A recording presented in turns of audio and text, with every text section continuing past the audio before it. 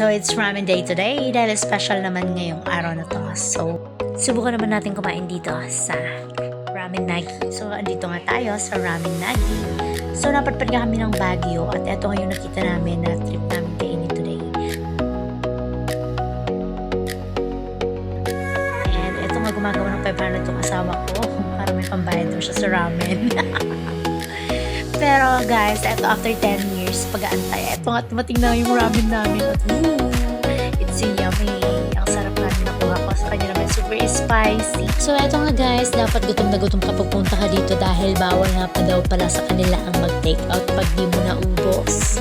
Dahil mahilig na si Mr. Spicy, eto nga Red King ang in-order ko para sa kanya with belly at ako nga naman ay parang gusto ko to kasi parang ang sarap ng sabaw niya guys at ang sarap ngayon ako nagkamali. Ang sarap ng in-order ko.